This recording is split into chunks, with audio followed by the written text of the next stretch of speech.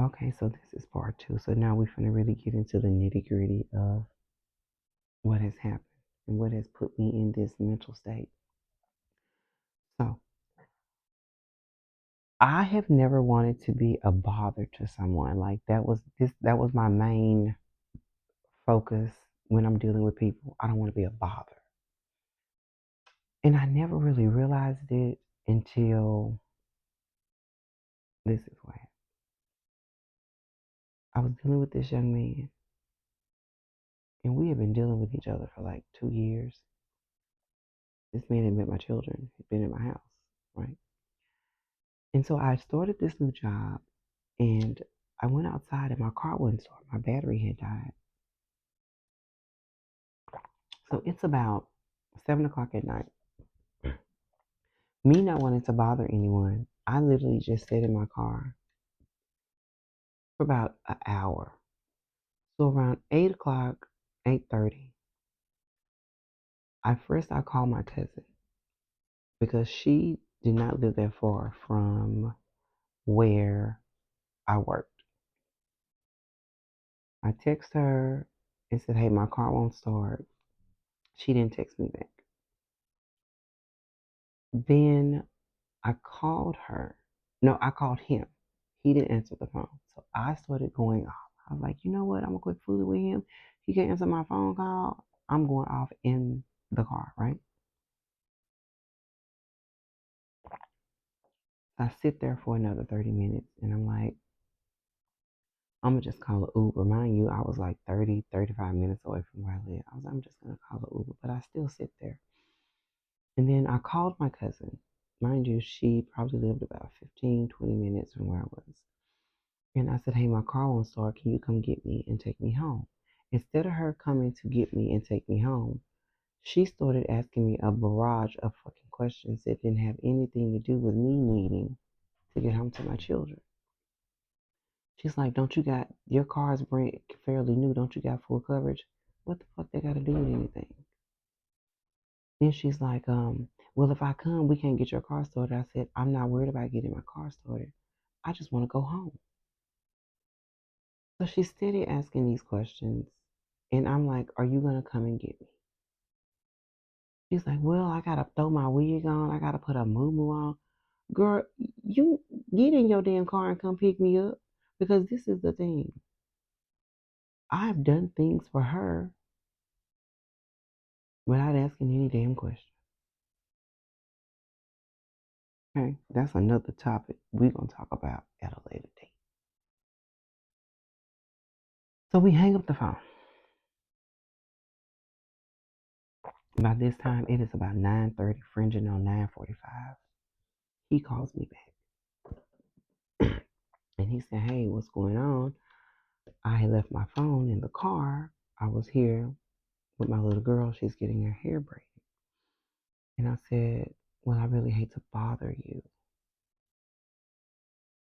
Because I had said that to him a couple of times as we had been, commingling with each other on different occasions. Like I really don't want to bother you. And so I said, I really don't want to bother you, but my car won't start. And he said, okay. He was like, where are you?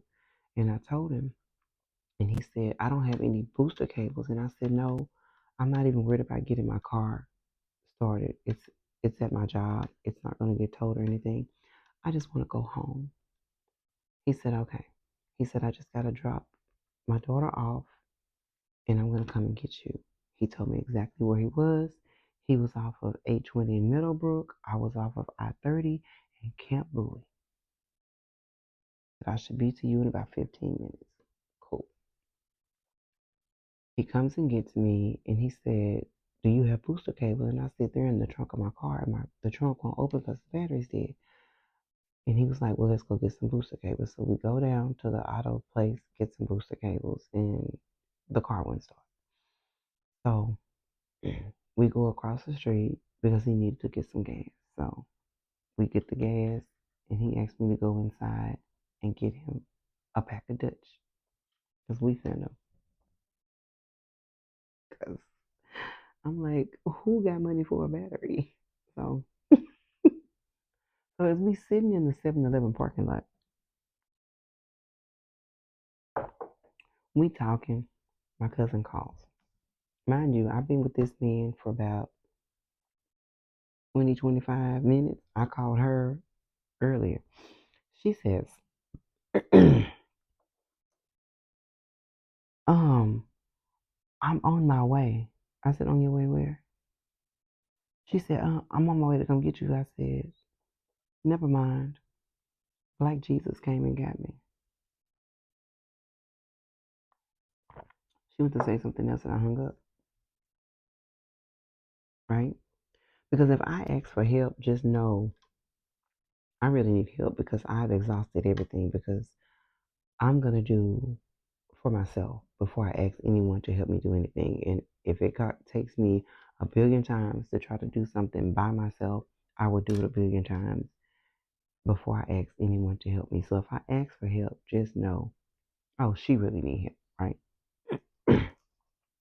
So he's sitting there and he's, rolling up and he says, can I ask you a question? And I said, yeah. He said, why do you always say you don't want to be a bother or you hate to bother me? Or I said, it's just not you, it's everybody. He said, yeah, but why is that? And I said, I don't know, I just don't like bothering people. And he says, that is the craziest shit I ever heard. He's like, we've been doing whatever we've been doing for like 2 years. I was like, yeah. He said, what time did you come outside and your car wouldn't start? And I was like, oh, it was like 7 o'clock. He said, it's 10 o'clock now. And I was like, yeah. He said, so you sit out in your car for like 2 hours before you contacted me? And I was like, yeah. He said, do that make sense to you? In my mind, that made perfectly good sense because, again, I didn't want to bother you. He said, the fact that you sat in your car for 2 hours without immediately calling me because you didn't want to bother me is crazy. And it doesn't make any sense, beautiful. He said, you need to figure out why do you keep saying that and doing this. Well, guess what, y'all? I figured it out. I figured it out. And this is what I figured out. I'm finna tell y'all a story of something that happened. So, as I told y'all, I wasn't raised with around my dad or his family.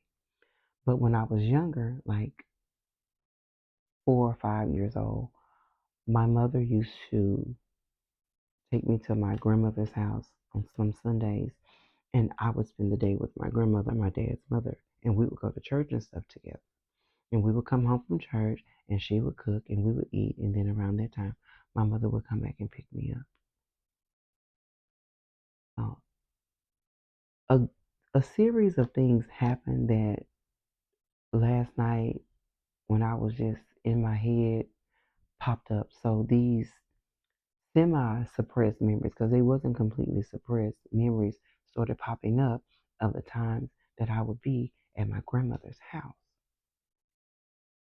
And when I say I did a full circle, it was a full circle. So this particular day, I was at my grandmother's. We had just came from church, and I remember I was like in the living room area, and my sperm donor comes in the house, and he has this woman with him. He does not acknowledge me at all. He doesn't tell this woman who I am, nothing. I had to be like 4 or 5, maybe 6. I know I wasn't 7. And I distinctly remember as they were walking out of my grandmother's house, she asked him, who is that little girl? And I remember he said, oh, that's just Regina. Not, that's my little girl, that's my daughter Regina. He just said, oh, that's just Regina.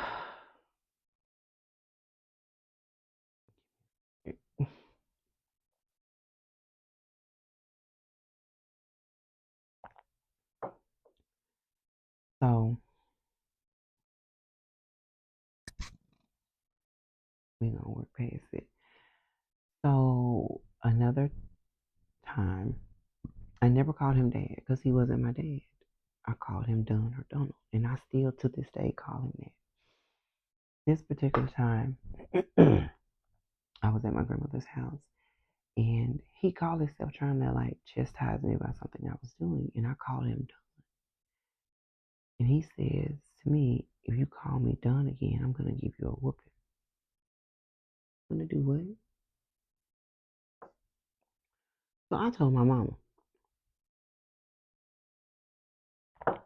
I said, Don was fussing at me, and I called him Don, and he told me if I called him Don again, he was gonna whoop me. And I remember I had to tell my grandmother. She said, "I'm not sending Regina over here for him.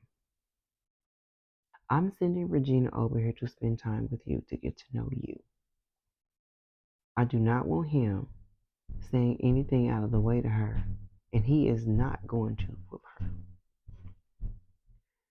And I remember like the next time I was there, because some of the memories are kind of cloudy, because again, I was young.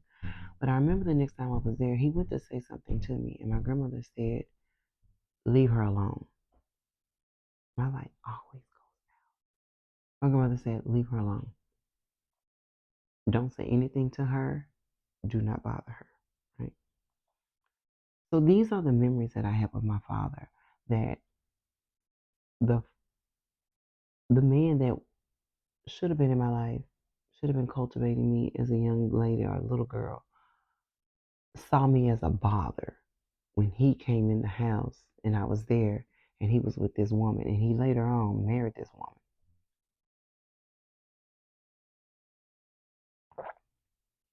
But that was my first, I guess that was my first feeling that my presence was a bother. Um, me just being was a bother. Like that was my first introduction to, oh, this person really doesn't want me around. Right? Okay, I'm gonna stop there because we're at 12 minutes. I tried to keep it under 10, and I'm gonna make this full circle to you guys.